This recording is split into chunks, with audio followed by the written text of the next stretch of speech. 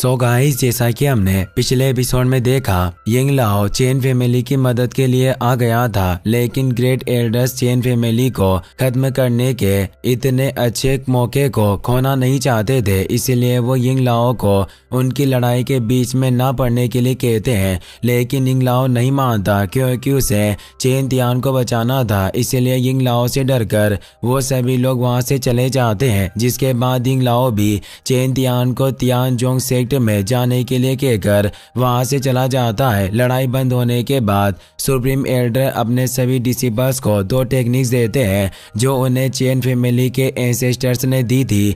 फिर chain Tian अपने घर को छोड़कर तियानजोंग सेक्टर में जा रहा होता है, तभी उसके पीछे कुछ लोग पड़ जाते हैं जो उसे मारना चाहते थे। इसीलिए चेन तियान उनसे बचकर भागने लगता है। फिर अब हम चेन तियान को देखते हैं जो उन लोगों से बचता हुआ दूर आ गया था, लेकिन अब वो लोग फिर से उसके पीछे आ गए थे और इस बार वो चेन तियान पर अटैक भी कर रहे होते हैं, जिनसे बचने के लिए चेन तियान भाग रहा था। चेन तियान स्वॉर्ड एम्परर से पूछता है कि वो कितने लोग हैं, तो स्वॉर्ड एम्परर उसे बताता है कि वो 6 मार्शल आर्टिस्ट है और सबसे कमजोर 6th लेवल पर है। मगर अब चेन तियान ये सुनकर समझ जाता है कि उसका पीछा कौन कर रहा है और वो बचकर भागने की पूरी कोशिश करता है, लेकिन वो लोग उसके ऊपर अटैक भी कर रहे थे। इसलिए चेन तियान रुक जाता है और अपनी स्वॉर्ड निकालकर उनके फेंके हुए एरोस को रोकने लगता है, लेकिन उनके अटैक बहुत ज्यादा पावरफुल थे जिन्हें रोकने में उसे बहुत परेशानी हो रही होती है। इसीलिए वो समझ जाता है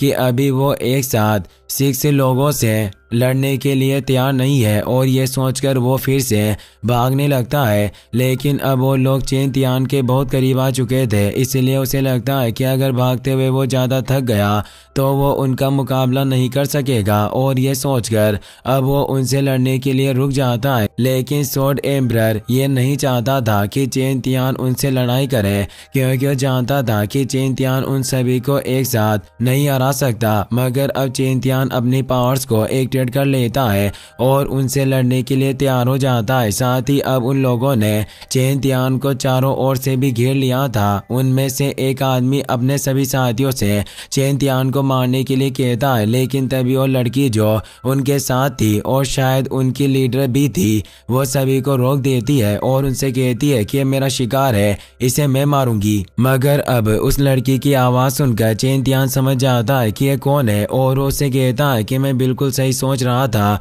तुम बिली फेंग जुए ही हो। यह सुनकर फेंग जुए चेन तियान से कहती है कि वेन फैमिली किसी काम की नहीं निकली, उन्होंने मेरा सारा टाइम बर्बाद कर दिया। फेंग जुए की यह बात सुनकर चेन तियान समझ जाता है कि वेन फैमिली को चेन फैमिली के ऊपर अटैक करके खत्म करने के लिए फेंग जुए की रॉयल फैमिली ने कहा था। और अब यह सुनकर चेन तियान को बहुत ज्यादा गुस्सा आता है, लेकिन अब फेंग जुए उससे फिर से कहती है कि स्टार टाउन में तुम्हारी फैमिली ग्रो कर रही थी और आगे चलकर हमारी फैमिली के लिए मुसीबत बन सकती थी, इसीलिए तुम्हें रास्ते से हटाना हमारा फर्ज था। साथ ही तुमने मुझे सभी के सामने हराया था और मेरे प्रपोजल को रिजेक्ट भी किया था, जिससे मुझे बहुत गुस्सा आया था क्योंकि तुमने सभी के सामने मेरी बात मानने से इनकार किया था। इसीलिए अब तुम्हें जीने का कोई हक नहीं है। यह कहकर चेन तियान के ऊपर अटैक कर देती है, जिसे अब चेन तियान बच गया था और वो भी फेंग जुए पर अटैक कर देता है। फेंग जुए चेन तियान से कहती है कि मैंने तुम्हें अंडर एस्टिमेट किया था और तुमने मुझे हरा दिया था, लेकिन इस बार तुम मुझे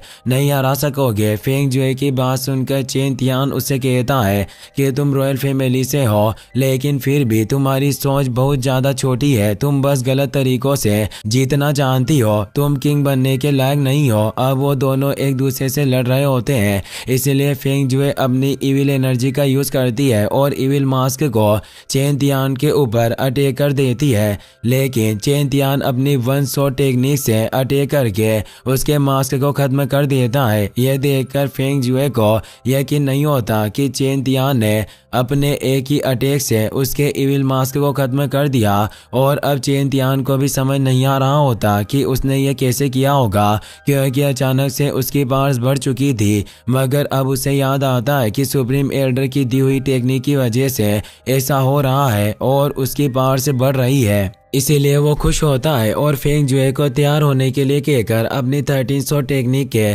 5th अटैक का यूज करता है, जिससे अब उसके चारों ओर उसका ऑरा बिखर जाता है और उसे देखकर फेंग जुए और उसके सभी साथी डर जाते हैं। चेन तियान फेंग जुए के ऊपर अटैक करता है और फेंग जुए से रोकने की कोशिश करती है, लेकिन वो उसे नहीं रोक पाती और घायल हो जाती है। पर चेन तियान अभी भी नहीं रुकता और अपनी 5th शॉट को और पावरफुल तरीके से एक्टिवेट करके फेंग जुए पर अटैक कर देता है। चेन तियान का शॉर्ट स्लैश फेंग जुए की ओर बढ़ रहा था, जो फेंग जुए को जान से मार सकता था, लेकिन उसे बचाने के लिए उसका एक साथी शॉर्ट स्लैश के सामने आ जाता है और फेंग जुए को बचा लेता है। चेन तियान अब फिर से अटैक करने के लिए बढ़ता है, लेकिन तभी उसे कमजोरी महसूस होती है और वो अपनी पावर्स का यूज नहीं कर पाता। उसे कुछ समझ नहीं आता कि ये उसके साथ क्या हो रहा है, मगर अब स्वॉर्ड एम्परर उसे बताता है कि ये मैजिक गैदरिंग टेक्निक का साइड इफेक्ट है। लेकिन अब चेन तियान को कमजोर होता देखकर फेंग जुए के साथी उसके ऊपर अटैक कर देते हैं और उसे पीटने लग जाते हैं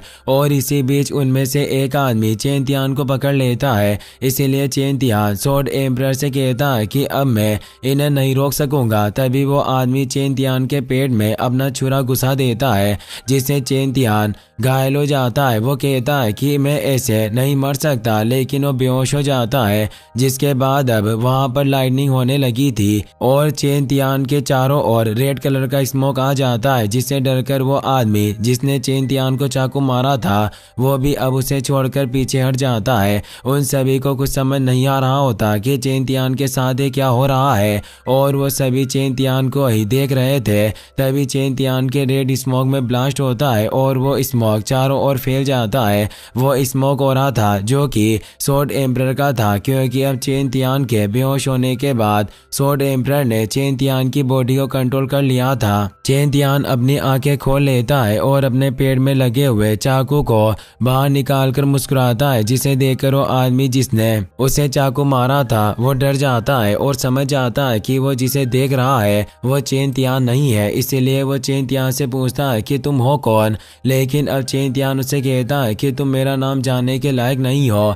ये कहकर वो उस आदमी का चाकू उसी के ऊपर फेंक देता है और उसे जान से मार देता है। यह देखकर उसके बाकी साथी अब चेन तियान पर अटैक करते हैं, लेकिन चेन तियान जिसे स्वॉर्ड एम्परर कंट्रोल कर रहा होता है वो उनके वेपन्स को भी कंट्रोल कर लेता है और उनके वेपन्स से उन्हीं के ऊपर अटैक कर देता है, जिसे देखकर बचे हुए लोग भागने लगते हैं, क्योंकि वो समझ गए थे कि अब वो चेन तियान को नहीं मार सकेंगे। लेकिन स्वॉर्ड एम्परर उन्हें भागने नहीं दे सकता था, इसीलिए वो स्वॉर्ड को कंट्रोल करता है और उन्हें भागते हुए ही मार देता है, जिससे कि अब वहां बस फेंग जुए ही बची थी। स्वॉर्ड एम्परर अपनी स्वॉर्ड को फेंग जुए के आगे लेकर जाता है और उसे भागने से रोक देता है। फेंग जुए भी चेन तियान को देखकर बहुत ज्यादा डर चुकी थी, इसलिए वो कहती है कि तुम इंसान नहीं हो सकते, तुम एक डेविल बन चुके हो। स्वॉर्ड एम्परर फेंग जुए को नहीं मारता और उसे जाने देता है, क्योंकि उसे पता था कि अगर वो फेंग जुए को मारेगा तो इससे चेन तियान की फैमिली पर मुसीबत आ सकती है। इसीलिए वो चेन तियान से कहता है कि फेंग जुए को तुम ही संभाल लेना, मैं उसे मारकर तुम्हारी मुसीबत बढ़ाना नहीं चाहता। और अब इसी के साथ ये एपिसोड यहीं पर खत्म हो जाता है।